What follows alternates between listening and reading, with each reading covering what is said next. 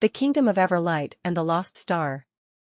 Once upon a time, in the magical Kingdom of Everlight, the night sky was its greatest treasure. Each evening, countless stars sparkled above, but one shone brighter than the rest, the Star of Elara. This magnificent star, glowing with golden light, was believed to be a gift from the heavens. Its radiance filled the kingdom with magic, prosperity, and endless joy. However, the Star of Elara wasn't just a celestial light. It was a living guardian spirit, watching over Everlight and maintaining its balance. For centuries, the kingdom thrived under its glow, until one fateful night when disaster struck. A dark shadow crept across the heavens, and the Star of Elara vanished. The sky turned black, crops withered, rivers slowed, and despair swept across the land. Without the star, Everlight began to crumble. In a small village at the edge of the kingdom lived a young orphan named Lila. She was small and unassuming, often overlooked by the villagers. But Lila had a kind heart and an unyielding belief that even the greatest problems could be solved with courage and determination. One quiet night, as she sat by the forest edge staring at the darkened sky, she played a soft melody on her wooden flute, a keepsake from her late mother. Suddenly, a voice echoed from the shadows. "Brave little one," it said gently, "the star is not gone. It is trapped in the dark realm by the Shadow Sorcerer. Only a pure heart like yours can set it free." Startled but unafraid, Lila turned and saw a shimmering silver fox with glowing eyes. "I am Miran," the fox introduced itself, a guide sent by the spirits. "If you have the courage to embark on this journey, I will help you." Though she was frightened, Lila nodded.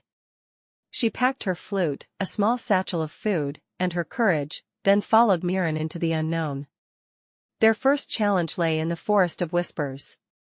This enchanted forest was alive with magic, its trees murmured secrets, and glowing fireflies danced in the air. However, it was also home to the mischievous echo sprites, tiny winged creatures who loved riddles. The sprites blocked their path, giggling and fluttering around Lila. "Answer our riddles, or turn back," they sang in unison. The first riddle came. "What has roots that none can see, grows taller than trees, but never leaves its place?" Lila thought carefully, then replied, "A mountain." The sprites clapped and cheered but posed more riddles as she went deeper into the forest.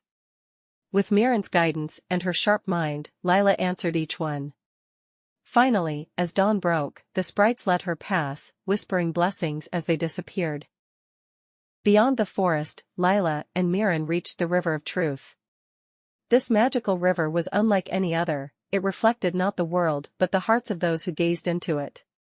To cross, one had to face their deepest fears. Lila peered into the river and saw her greatest fear, being utterly alone, with no family or friends to comfort her. The vision shook her to her core, but Miran stood by her side. "Your heart is stronger than your fear," Miran said softly. "You have love within you, enough to light the darkest sky." Encouraged, Lila stepped into the river. Its waters shimmered, and the vision dissolved. She emerged on the other side, stronger and more determined. There, they found an enchanted boat that carried them toward the dark realm hidden in the mountains.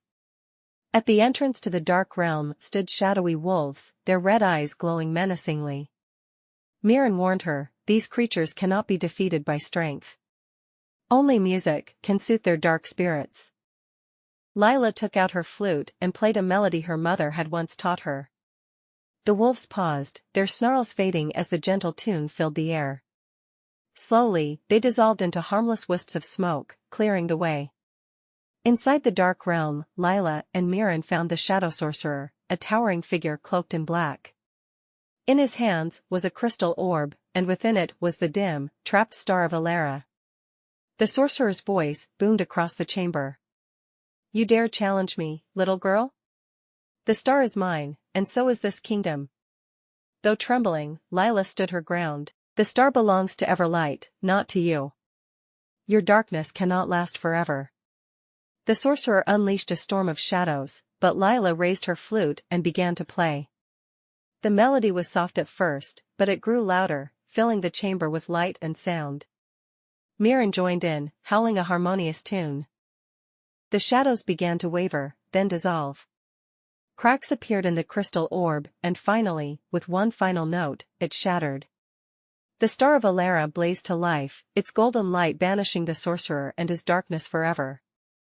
The star floated gently before Lila, its light warm and comforting. "Thank you, brave one," it said. "Your courage and kindness have restored balance. Everlight will shine once more." The star returned to the sky, its brilliance lighting up the kingdom. Crops grew, rivers flowed, and joy returned to the people. Lila was hailed as a hero, though she remained humble, knowing she had only followed her heart. Mirren, his mission complete, disappeared into the forest, but not before leaving Lila a silver pendant shaped like a star as a parting gift. From that day on, the Kingdom of Everlight thrived, and Lila's story became a legend. It reminded all who heard it that even the smallest among us could shine the brightest when guided by courage and kindness. The end. Thanks for listening. If you enjoyed, make sure to like our video and subscribe to Just Listeners for more amazing audio content. Stay tuned for more captivating tales and melodies.